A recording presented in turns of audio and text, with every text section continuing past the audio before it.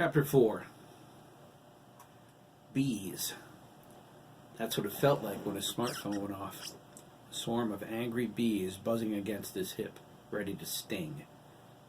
The sudden sensation made him jump out of the driver's seat of his truck, slapping at it. When he did, he let go of the tractor-trailer steering wheel. His mind registered three things instantly. They all spoke the same word: stupidity. First, he knew it was his smartphone in mid-jump, even before he slapped at it. It hadn't rung since testing it 3 years ago, allowing plenty of time for him to forget about it. Second, he was vaguely aware of stomping down on the tractor's accelerator. Since he was heading down the east side of the Colorado Rocky Mountains, this maneuver was really stupid. Anyone who traveled I-70 would say it was no place to mess around, especially with 60,000 pounds of frozen seafood in the trailer. Third, Jacob Henry Danziger realized, with a hefty dose of terror, the tractor-trailer didn't do very well steering itself. "Holy Jesus!" Jake cried, grabbing the Kenworth steering wheel with both hands. His smartphone still buzzed, but he ignored it. Gritting his teeth, he yanked the wheel hard to the right. The front tires answered.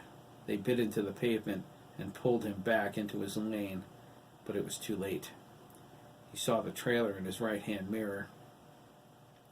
The tires were 2 inches off the roadway, threatening to roll over. He pulled the steering wheel to the left, trying to regain control of the vehicle, but it only made matters worse. The tire slammed back down on the ground. His hip thrust forward with the inertia and hit the shifter, knocking it out of gear. Jake watched the trailer fishtail. If he steered too hard, the rig would jackknife. With the transmission out of gear, he was without the high RPMs from the engine to slow him down. He was free-falling, building up speed. He applied the brakes, but he knew they would grow hot and fade under the weight he carried. When that happened, they would be useless. Every prayer he learned in Catholic school ran through his mind. So did every curse word in the English language. Jake made up a few new ones as he struggled to straighten the truck. He finally succeeded. An elderly couple passed him in a yellow Volvo, glaring up at him. They thought he was doing this on purpose. Another wild young trucker trying to get everyone on the highway killed. If Jake were a little less close to death, he would have given them the finger. He revved the engine instead, searching for a gear, spastically clutching. The transmission ground and growled at him, refusing to engage. "Get in there!" The transmission groaned louder. The speedometer inched up to 70 miles per hour as the overheating brakes began to fade. "Death's coming for me now," Jake thought. He spotted an emergency stop ramp up ahead. It was a short stretch of inclined, gravel-covered road cut into the mountainside. It was designed to halt trucks that lost their brakes due to brake fade, or whatever other reason. He whispered a Hail Mary and turned into the right lane. He pulled the trailer's emergency brake valve, barreling onto the ramp. He braced himself as the brakes locked. The tires grabbed the gravel. He was thrown forward, saved from sailing through the windshield by the steering wheel. He clenched his teeth, his ribs threatening to cave in from the impact. The truck skidded up the incline. It stopped inches from the safety barricade. Jake sat there with his eyes shut. The tractor idled, whispering that everything was fine. Relief and fear washed over him. Sweat poured down his face, and when it did, Jake's eyes opened. He shut the tractor down, yanked on the door handle, and leaped out of the cab into a snowbank. His boots crunched through its icy top layer. He snatched the smartphone from his belt carrier. He stared at it in disbelief. He stabbed his finger at the missed call message and the speakerphone option. The line didn't even have the chance to ring before. Agent Danziger? A female voice asked. She was from Alabama, if he knew his accents. Are you people crazy? Jake asked. Do you know I almost went splat off the freaking Rocky Mountains? The woman said, Prepare for air evac, Agent Danziger. You've been activated. Oh? What makes you think I want it? I've been out here for 3 years. What took so long to... Hello? Hello? Jake held the phone high in front of him as the call ended. He motioned to throw it off the mountain, but slapped it back into his belt carrier instead.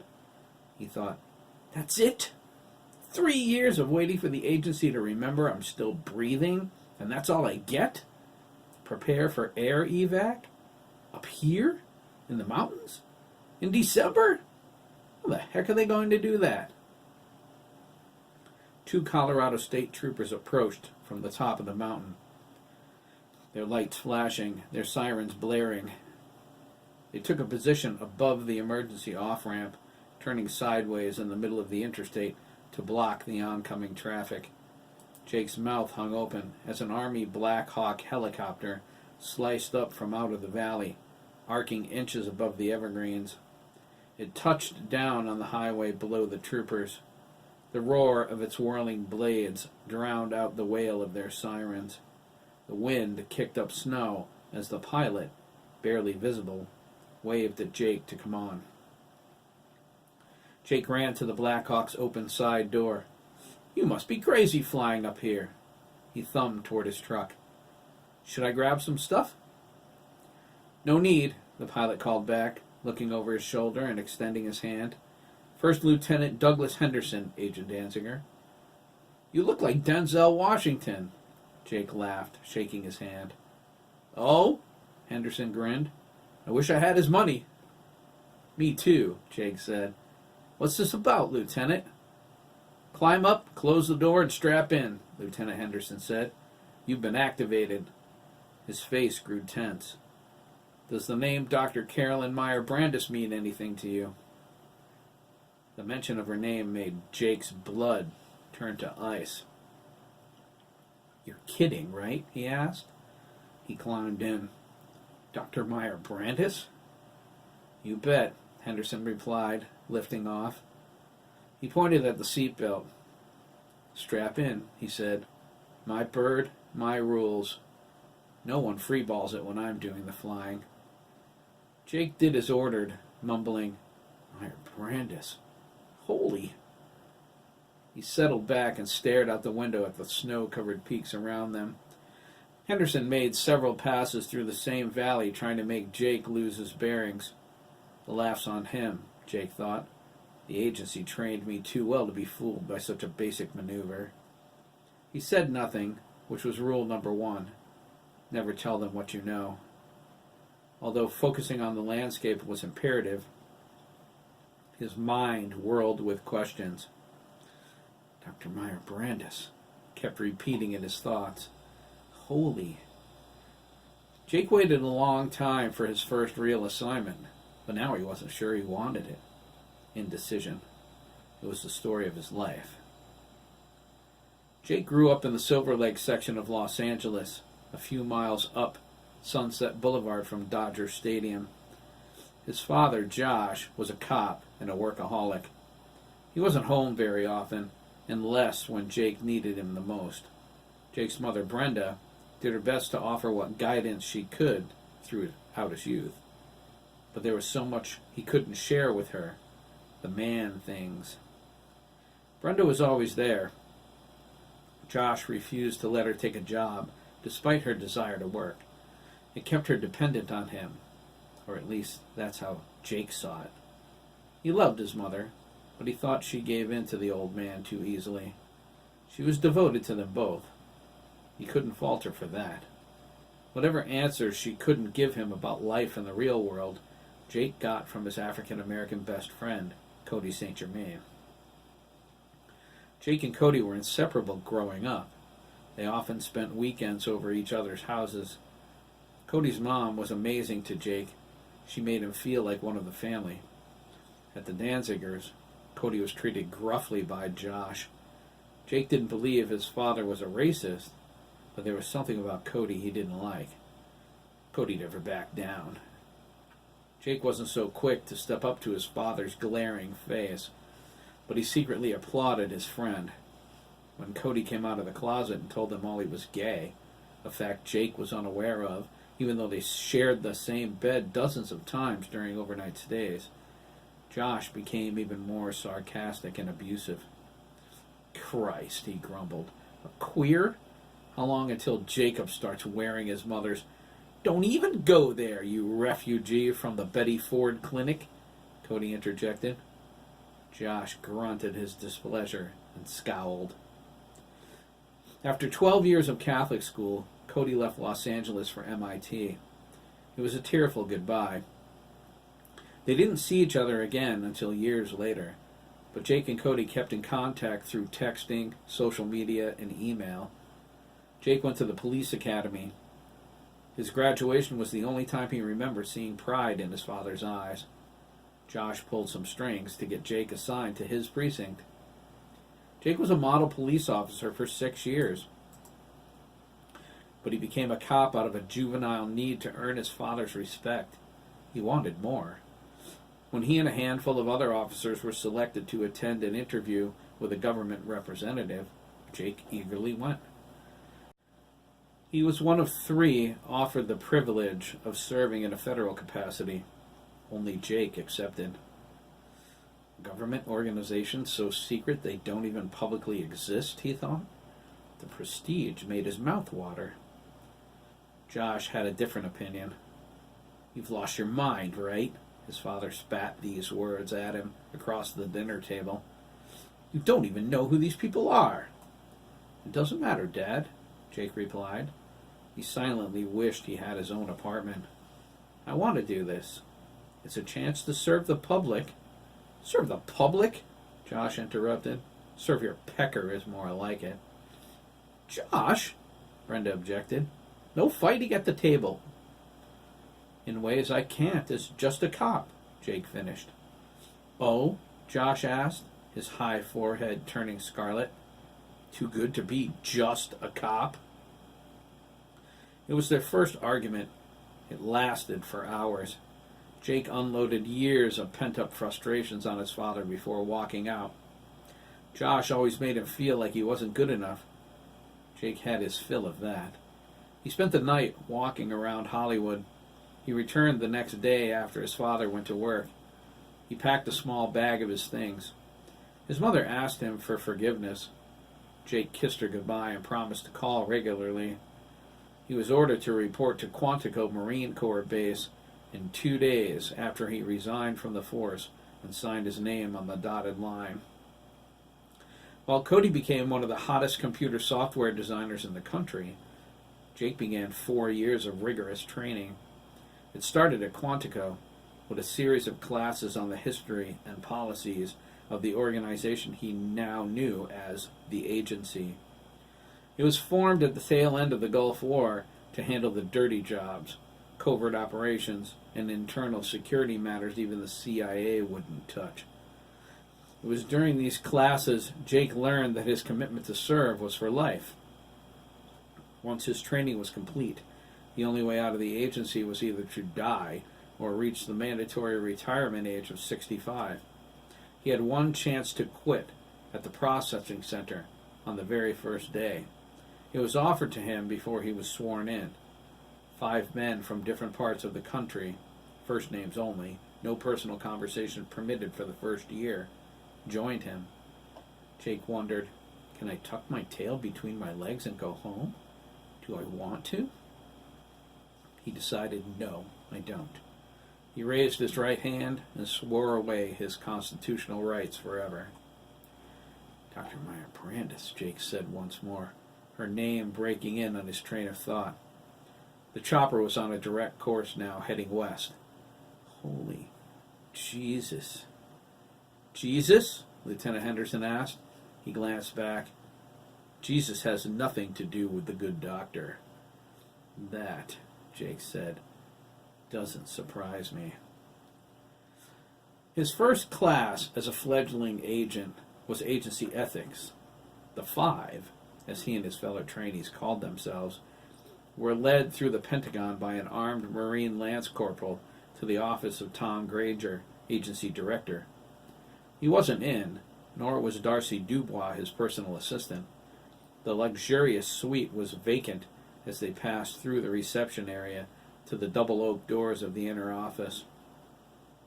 The door on the right was open. The Lance Corporal paused at attention, and they filed in. There were seats in front of the large desk. They each took the one that bore a card with their name on it. Jake noticed the office had no windows. The wing-back swivel chair across from them faced the wall. It was positioned directly beneath a painted portrait of J. Edgar Hoover. At least he's not in drag, the man Jake knew only as Mike whispered. He was a lanky deputy sheriff with a Midwestern twang, an inch taller than Jake's 6 foot. His hair, cropped in a military high and tight, they all were for training, was a shade lighter than Jake's chocolate brown. His blue eyes twinkled with his wit. Jake rolled his eyes. Before he could respond, the wingback chair spun around. The woman in it glared at them. Her gray eyes were frigid behind her glasses. Her narrow nose was more prominent from cheekbones that were barely visible. Her long, pale blonde hair was tied back and lifeless. Her thin face wore an intimidating, intense expression. "My name is Dr. Carolyn Meyer Brandis," she said. Her voice was deep, its tone commanding without even trying. "I'll be your instructor for this one class. Ethics, gentlemen." And after a slight pause, she added, "And loyalty." "Your agency?" Mike asked. Dr. Meyer Brandis folded her hands on the desk and leaned forward. "You're surprised?" "But you're a doctor," Mike began. "I'm a doctor's second," she said, spinning to the left and cutting him short. "The agency sent me through medical school after my training to become what they needed me to be, as they will with all of you." "Any idea what that might be?" Greg from New York City asked. His Staten Island accent was unmistakable. "None," Dr. Meyer Brandis replied. "You'll be what they want you to be." The way she said it, so matter-of-fact, made them all feel ice dancing down their spines. It wasn't what they expected.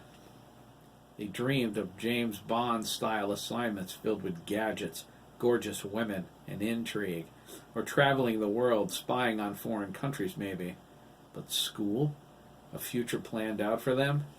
It seemed Uncle Sam was destined to be Jake's new father. He didn't like that at all. After insisting they call her Dr. Meyer Brandis, she began her class by reading an hour-long excerpt from the agency handbook. They received copies that were to be committed to memory and destroyed. Toward the end of the reading, their waning attention became sharply focused on the section entitled Sanction Authority. Mike asked Dr. Meyer Brandis what the sentence, "All agents, active or inactive, retain sanction authority for life," meant. She smiled. The expression oddly did not fit her face. "Sanction authority, boys," she replied, "is your authorization to use deadly force." "To kill, you mean?" Jake asked, swallowing hard. "Who? And under what circumstances?" "Who?" she asked. Her gray eyes darkened. "Anyone you think needs dispatching. Anywhere, any time."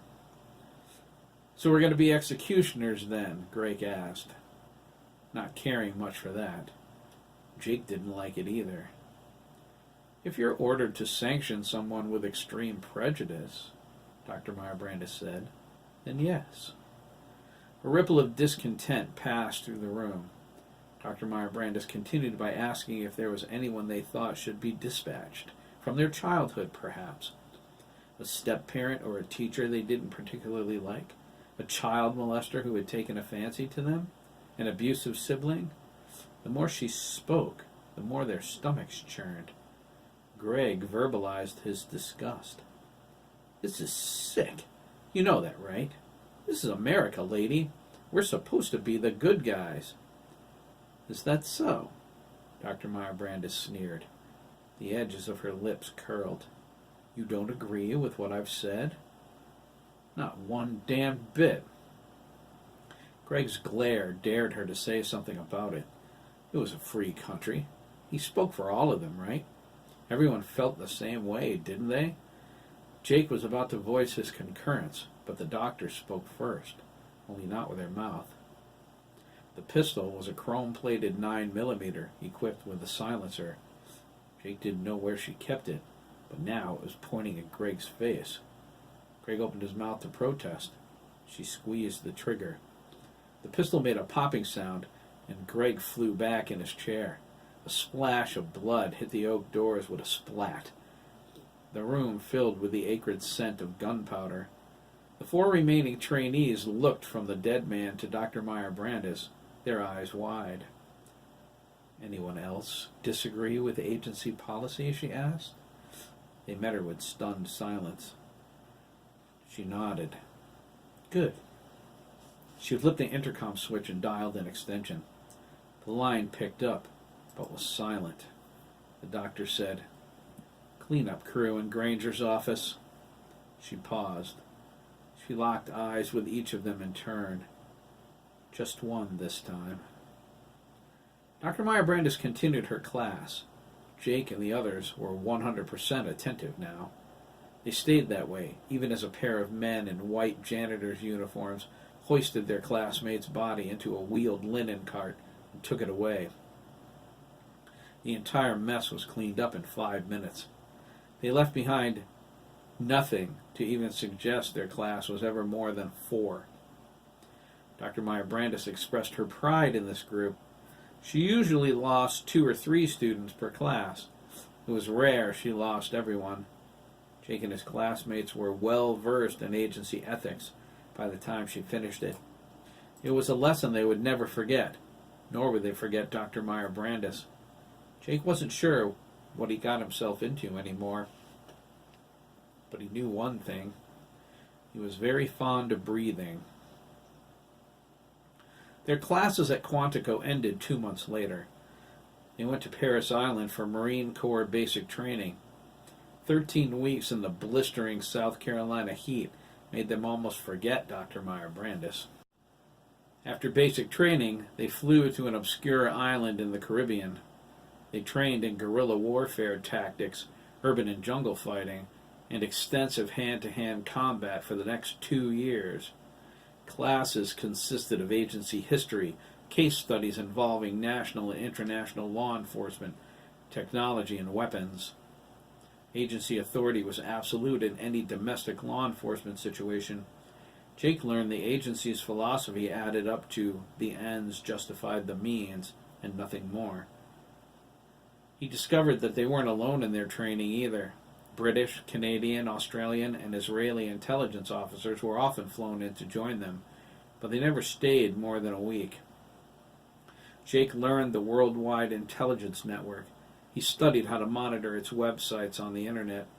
Twice daily he was required to review the core of the organization's information, the agency's domain site. His clearance level limited his access to the information. If he was unable to secure the use of a computer or a smartphone, he was required to call in to central services. On a whim, Jake ran a web search on Dr. Meyer Brandis. He found several articles on the internet either written by the doctor or concerning her and her work. She was famous. Her work in genetic engineering groundbreaking. She was the recognized authority in the field. When he tried to access her personnel file, angry agents burst into his room. They arrested Jake and took him to a debriefing at gunpoint. Attempting to access top-secret information was strictly prohibited. They broke Jake's arm to show him the error of his ways. Jake shook his head, clearing the memory. Unconsciously, he rubbed a scar on his left forearm. "Something wrong with your arm, Agent Danziger?" Lieutenant Henderson asked. "No, Jake replied. He looked down at the jagged scar. "I broke it during training." Whoa, the lieutenant said. That must have sucked. You don't know the half of it. Jake completed his training without further incident, including a frigid period in Alaska. He was assigned, to his chagrin, to driving the truck. They gave him the smartphone authorized for agency business only, with one standing order: keep it charged. Since then, he lived and worked as a truck driver. He kept in contact with his mother and Cody via email and Skype on his laptop, but he never divulged his assignment to his mom. He replied, "Top secret," anytime she asked him where he was or what he was doing. His service was repetitive mediocrity until now. Dr. Byron Brandis? Jake whispered. I've got a bad feeling about this. Lieutenant Henderson brought the helicopter around the side of a jagged cliff. His mind went blank at what he saw on the summit. Good Lord, is that our destination? That building? That's right, Henderson replied. That's the complex. Oh my God. The complex was on a flattened area between two peaks, surrounded by miles of mountaintop wilderness. Jake didn't even see it until they approached. The complex was invisible until they were almost on top of it. Jake noted the V shape cut in the middle of the eastern side, the section enclosed in glass. It looked like a courtyard. He asked Lieutenant Henderson about it. The lieutenant said it was the greenhouse. Long grooves in the roof marked the three sections. Lieutenant Henderson told him about Alpha, Gamma, and Omega wings. He didn't know what was in the latter two, but he said that Omega wing was reserved primarily for the boys. The boys? You'll see, Henderson replied. A huge satellite dish sat a short distance away from the complex on the Omega wing side. The helipad was on the Alpha wing side, painted blaze orange. It jutted out from the mountainside, bolted into the rock. Jake crossed his fingers as Henderson went into a landing pattern. He hoped the helipad was strong enough to hold them. It certainly didn't look like it was. Jake saw the sides of the complex more clearly once they touched down. The outer walls looked like giant one-way mirrors with secure access doors every 50 feet. The angle of the mirrors reflected the snow, giving the illusion nothing was up here at all. It was brilliant camouflage.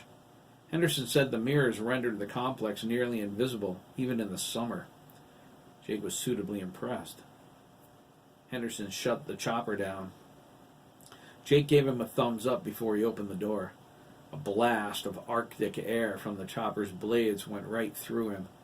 His eyes followed his foot, but before he set it down onto the pad, he cried out and grabbed hold of the helicopter's door.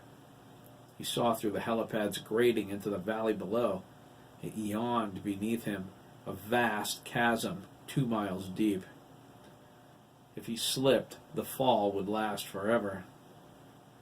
Jake turned to Lieutenant Henderson, his mouth hanging open. Watch that first step, Agent Danziger, Henderson said. Even my black ass doesn't like the look of that fall, man, and I live for the sky. Know what I mean? Thanks for the warning, Lieutenant, Jake snapped. He gingerly set his foot down, testing the pad to make sure it was safe. Henderson smirked. He thought, it's holding the helicopter, isn't it? Jake scowled. What else do you guys do for fun around here? Russian roulette? He slammed the helicopter's door. Henderson pretended not to hear him, but later in the Marines' mess hall, in the resident soldiers' quarters, the look on Danziger's face would be the joke of the day. Lieutenant Colonel Grant Ryan, Sr. waited at the edge of the helipad, his arms crossed. He wore his army dress uniform, an immobile statue, unaffected by the chopper's slowing windstorm. He was 5'9", a wiry man, with steely blue eyes behind dark sunglasses and a salt and pepper crew cut. Small dimples in the corner of his mouth softened his stern face. His skin was weather-worn and leathery. Quite a comedian you've got there, Colonel, Jake said. Lieutenant Colonel Ryan shook hands with him and said, "Welcome to the complex, Agent Danziger." He led him toward the building. "Thank you, sir," Jake replied. "It's an honor to meet you." Lieutenant Colonel Ryan nodded. Jake knew the colonel from the television news. He was a member of the National Security Council, a famous man. In Washington, D.C., Ryan was one of the most trusted individuals. He saw combat in the Gulf War, Afghanistan, and Iraq. He was a model soldier, the epitome of legitimacy. His presence settled Jake's nerves. Dr. Meyer Brandis was dangerous, and he didn't trust her. But the colonel was different. Whatever was going on here had to be vital to national security.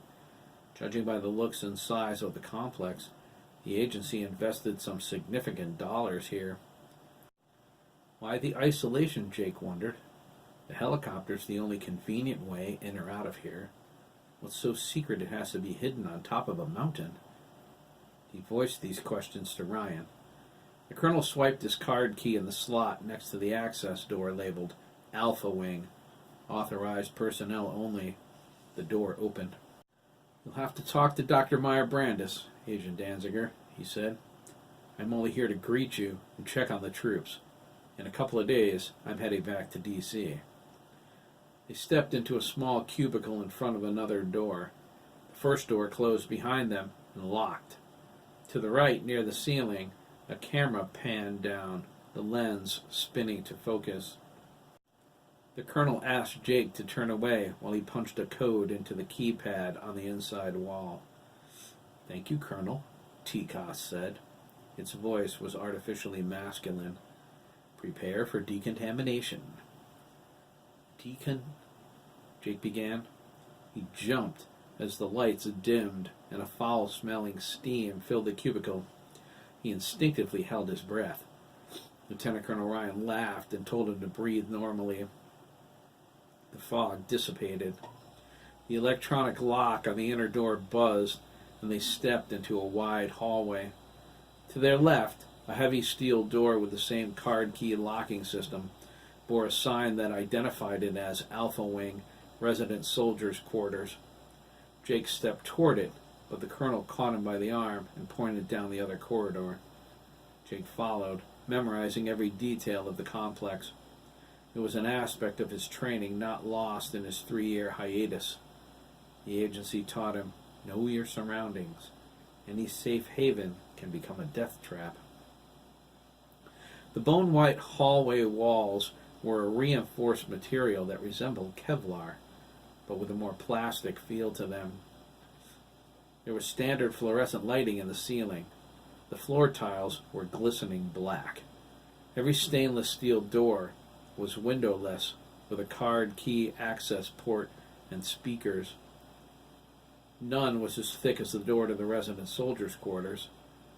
Signs next to each door jamb identified what lay within. They passed doors labeled aircraft maintenance and physical therapy, locker room, showers. Both were closed. Athletic supply and pool were closed too. Jake wondered if this was a government facility or a health club. He paused at the next door. It was open. His jaw dropped open. It was a gymnasium from Anywhere High School, USA. The floor was lacquered wood with all the markings of a basketball court. The hoops were strapped to the ceiling by thick chains. He looked for a scoreboard, but there wasn't one. There were no bleachers either.